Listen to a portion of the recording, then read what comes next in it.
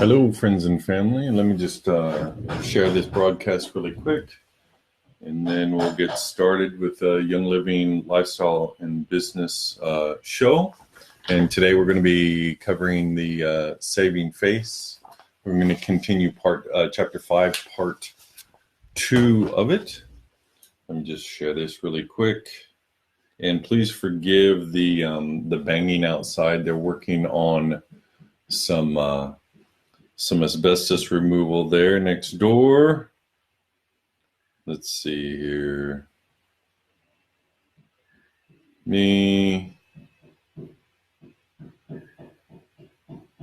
and share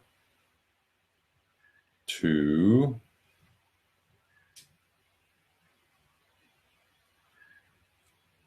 a group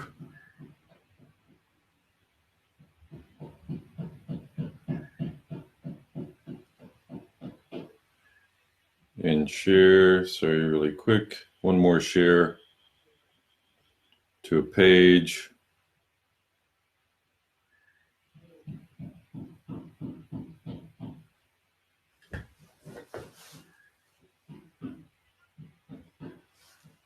Boom. Okay, sorry about that. All right. Hey JM, hey Mervin, how y'all doing? Good to see you all. All right, and like I said, today we're going to be covering part 2 of chapter 5 in here. Chapter 5 is nutrition and antioxidants for wrinkle-free skin, so for better skin. And today we're going to be talking about more antioxidants. So part 1 was last week's. So we started off with a little bit of antioxidants, and today we're going to continue on to discuss a little bit more about them. So many researchers point out the importance of using antioxidants to stop free radicals in their tracks. I've covered this extensively before. So this is a full-time job to keep our cells healthy in your skin, young and youthful, and to rid the body of disease and to help it protect itself. So, just imagine slicing an apple and leaving it on your kitchen counter uncovered. Over a short period of time, it begins to oxidize and turn brown. Well, the same cell deterioration happens inside your body, and this is known as free radical damage or oxidative stress. So free radicals are insatiable oxygen molecules that punch holes in cell membranes. They damage cellular DNA, and they pave the way for cancer and diseases of aging. Only antioxidants like vitamins A, C, and E can neutralize free radicals. Hey, Terry, good morning. Hey, Amanda, good morning. All right, so Dr. Perry Cohn highly stresses the consumption of fresh fruits and vegetables several times a day. Since this may be challenging to do at times, a vitamin or mineral program is also recommended.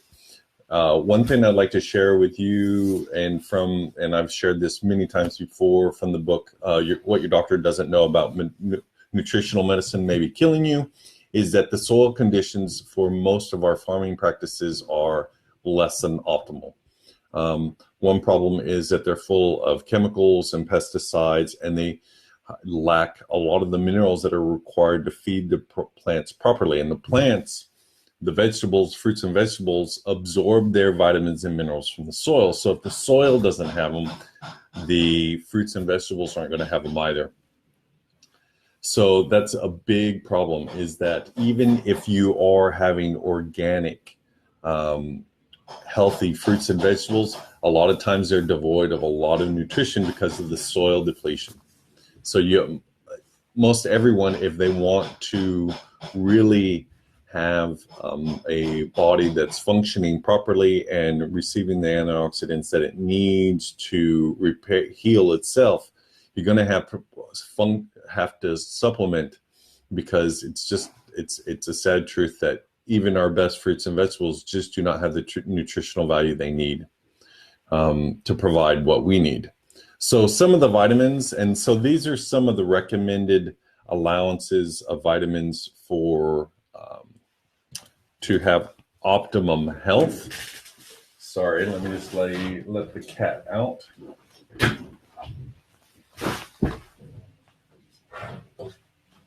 Sorry about that. The cat's wanting out. Cat's out. Okay. So vitamin A, you need at least 5,000 IU. IU means international units. And for those of us who use the metric system, 1 IU equals 0.667 milligrams, or 2/3 of a milligram.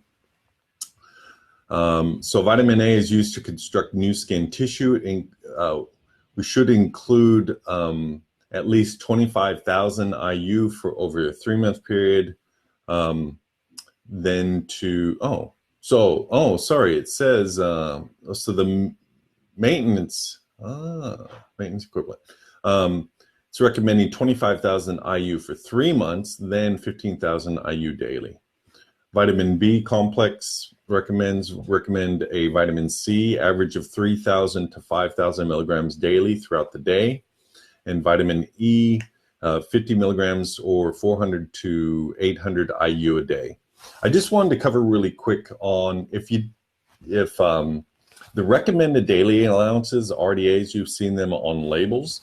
You got to remember they were those recommended daily allowances were to prevent 4 diseases, and this was back in the 1800s is when they were coming up. 1800s, maybe early 1900s. I think it was late 1800s, and it was to prevent diseases like scurvy, whooping cough. So they're not, the RDA recommended daily allowances aren't for optimum health. They're to prevent, they're a minimum to prevent those 4 diseases. All right, so other minerals and antioxidants, you need calcium, about 1,000 milligrams per day. Please you need a natural source of calcium. Calcium supplementation, I should say. Some of it's good, but you need a natural source because too much calcium and then not having it in a balance with other vitamins and minerals, particularly magnesium and vitamin D, then can actually cause problems for you. It can cause calcification, cysts, so be careful there. Same thing with iron. Magnesium, 400 milligrams per day. I use a transdermal magnesium that I spray on oil, which really helps to get, and so it's natural. Trace minerals like especially chromium, selenium, zinc, those are found in mineral essence, and I showed you all the mineral essence last week. CoQ10, so it's most depleted in the skin due to sun exposure. It protects cell membranes. It's recommended that you have about 30 to 100 milligrams of the coenzyme Q10 per day. It's a powerful antioxidant, most concentrated in the heart muscle, which requires the most fuel. Your heart, man, pumps, and it's working hard. So it may help to prevent or treat heart weakness. And CoQ10 is found in the OmegaGize, which I covered last week. I'll put in links to everything I'm talking about today, to the products anyways. So, and then you need your omega-3s and omega-6 oils. OmegaGize is an omega-3. Salmon is a good food source. Essential fatty acids are also important so the omega-3s are important in preventing premature aging of the skin and for hormonal balance, including the other sources of the essential fatty acids, which are pretty good, is borage seed oil, black currant oil, and evening primrose oil or flaxseed oil. So those are good supplements too. There's also what's called hyaluronic acid is a nutrient supplementation for the skin.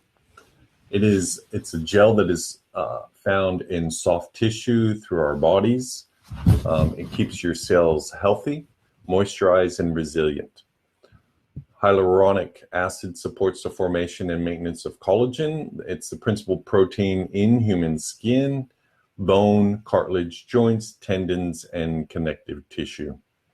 So our bodies produce less hyaluronic acid as we age. By age, sorry about that. By age 40, it's diminished supplies of hyaluronic acid leaves us with aches and pains and wrinkles. Lane Labs conducted a small study using hyaluronic acid combination, focusing particularly on wrinkles, puffiness, and sagging skin around the eyes. There was a significant reduction of wrinkles and other signs of aging after just 2 weeks of supplementation. It works deep down, so it's kind of considered like the inside out facelift. All right. So liver and your skin, your liver health has a lot to do with your skin health too, so I'm going to cover a little bit about that. So having healthy, vibrant, and beautiful skin means having a healthy liver. So the liver is one of the most important detoxifying organs in the body.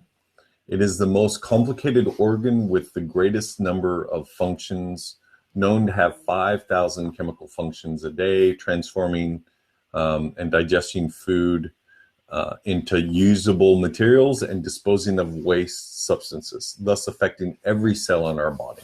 It also tends to store a lot of synthetic stuff that clogs it up. I'm going to cover that a bit. So over a liter of blood passes through your liver every minute. When the liver is overloaded, the skin excretes the toxins and poisons present in the body. So some of the symptoms of a toxic or stressed liver include general fatigue, nausea, abdominal swelling, yellow discoloration of the skin or eyes, loss of appetite, dark colored urine, and loss of energy. So here's some ways to love your liver, and some do's and don'ts. So avoid pharmaceutical medications. Too many chemicals harm your liver. But I was having this conversation with my sister today. She was having a little bit of trouble with blood pressure. And so, you know, temporary relief and to get things in balance and it's okay to treat some symptoms with pharmaceuticals until you can find the root cause. But long-term use is not healthy. Street drugs also cause serious damage and can scar your liver. Avoid drowning your liver in alcohol. Alcohol is a sugar which causes free radicals and oxidative stress. It's probably the most common. Be especially cautious of mixing alcohol and drugs and medications. That tends to exemplify the harmful effects. Using aerosol cleaners is really bad, particularly if you breathe them in for your liver. Any chemical sprays like bug sprays and paint sprays and others can harm your liver. And also be careful of what you put on your skin. Serious chemicals like insecticides, pesticides, herbicides go through the skin to your liver, destroying some cells. And it's no different also for personal care products. A lot of those, they get into your skin, they get into your bloodstream, they get into your liver, and your blood is going through your liver. And it is filtering those harmful chemicals and also going into your skin, into your liver, not helping. So eating for a healthy liver, everything you eat must pass through your liver. So pay attention to your nutrition to keep a healthy liver and healthy you because it is reflected in your skin. So eat a well-balanced diet. Avoid deep fried and fatty foods, smoked, cured, and salted foods. Particularly what it's talking about there is a lot of foods with nitrates, bacon, cured hams. A lot of the cured meats are cured with nitrates. And if you didn't know, they cause brain damage. They can cause epileptic attacks. It's not good for your brain or your liver. Use alternative seasonings in your cooking, such as lemon juice, onion, garlic, mustard, cloves, sage, oregano, or thyme. So instead of the smoked or cured nitrate heavy foods. Increase your fiber, fruits, fresh fruits and vegetables, and whole grains. Eat and minimize the whole grains though, because they also contain a lot of sugars that aren't very good.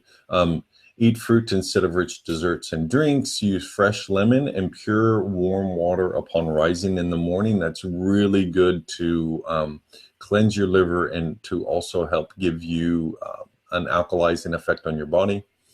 Use supplements and or essential oils to cleanse and detoxify your liver. So such as ledum, helichrysum, carrot seed, geranium, cardamom, sage, rosemary, German chamomile or Roman chamomile. Young Living also has essential oil blends, JuvaFlex, JuvaCleanse, and a supplement called JuvaTone. So I want to share a little bit here with you before we move on. I was just going to share what's in the JuvaFlex and JuvaCleanse blends. But one thing I also do, and just to let you know, you need to have a clean lower intestinal tract. So that means a clean colon and lower intestinal tract before you do this. Before you do any liver cleansing, you should make sure that you are clean from your liver down. Okay, so because if you do anything to cause your liver to detoxify, or what is called a liver dump, you're releasing poisons, you're releasing toxins out of that liver, and it needs a straight path out, because if it doesn't, then it's going to go into your intestines and be reabsorbed in your body and could make you sick. So one practice that I've picked up, which seems to work for me, and this was after studying the Gerson therapy. I've mentioned that before, of where they any terminal cancer patients go and have Gerson therapy. It used to be in San Diego, but the pharmaceutical companies don't allow them to continue to practice in the U.S. So now the clinics are in Mexico, and you can do it yourself too. So what it is for terminal cancer patients or terminal patients, it's a form of lifestyle with a lot of juicing. You usually consume between 18 and 20 kilos of fresh fruit and vegetables per day in a juice. That's to get the high antioxidant levels in your body. And you also do about 6 coffee enemas a day. That's to stimulate your liver. It's also to get a lot of toxins out of your liver, and also to produce a glutathione, naturally produce glutathione in your liver, which is a powerful antioxidant for your body for self-healing. So I probably have 3 to 4 coffee enemas per week. And I do that to stimulate the liver, to detoxify it, to produce, and I've found with some of those essential oils there that I'm going to be sharing here, the JuvaFlex and JuvaCleanse, that almost every time I'm able to get a result from my liver and having that liver dump, that liver flush. It's like you feel it. It gives you kind of tingles up your spine when you have it, and it's like a warmth that comes out of your liver and out. So you know when you're having one. And so there's a combination of essential oils that I have found to work, that because getting a good liver flush, you don't get it every time, but I've found that when I use a certain combination of essential oils with it, I can get one almost every time. And it really helps, particularly producing that glutathione, like I mentioned, and also the human growth hormone naturally within your body, which gives you youthful skin and helps your body heal. Okay, so the JuvaFlex contains geranium, which helps to improve the flow of bile to and from the liver. Rosemary, it has rosemary essential oil, which is beneficial as a toner for all skin conditions and decongests the liver. It's got Roman chamomile, expels toxins from the liver and beneficial for the skin. Fennel, it's stimulating to the circulatory system. Helichrysum, it's researched for regenerating tissues and nerves, and it helps to regulate cholesterol, stimulates liver function, cell function, and helps to clean plaque and debris from the veins and arteries. Blue tansy cleanses the liver and calms the lymphatic system. Also helps one to overcome anger and negative emotions. So Juvaflex can be applied over the liver or along the back on the reflex points on the feet. And like I said, I add it to my coffee enema. Also, the Juva Cleanse blend. Oh, thanks, Michael. Hey, Zoe. Hey, Tony. So the Juvaflex contains ledum. It helps to digest fat cells in the liver and functions as an enzyme. Chemical poisons are stored in the fat cells in the liver, and it can be used for all types of skin problems. The helichrysum has powerful chelating, which means extracting agents of metallics and chemicals, so it helps pull heavy metals out of your body. It studies for its ability to regenerate tissue and nerves and improve circulation in skin conditions, and it works synergistically with the ledum. And then celery seed acts as a natural diuretic of the liver to expedite the transport of waste. So JuvaCleanse may be added to juice, water, or capsules, or as a dietary supplement, and also to the coffee enemas, like I mentioned. So supplements, I'm going to wrap it up here in just a few seconds. So some other possible supplements to help detoxify the liver are herbal burdock, beetroot powder, capsicum, cascara sagrada, dandelion, red clover, yellow dock, milk thistle, vitamins A, D, B complex, vitamin E, black currant oil, evening primrose oil, chlorophyll, and alpha lipoic acid. So that is part 2 of more antioxidants and chapter 5 of this book on natural skincare, and it's about nutrition and antioxidants. So that's part 2. Next week, part 3, we are going to be cover hormonal balancing. So we're going to be covering hormonal balancing, and that'll be the end of chapter 5. And for you who are still on here, I've got a little bit of surprise just to let you know. So, I've kind of adopted the name the Texan Down Under because I live in Australia, but the Texan is going back home. Just to let you all know, I'm moving back to Texas in October. So that's exciting news. So bless you all. Have a wonderful week, and we'll catch you next week. I will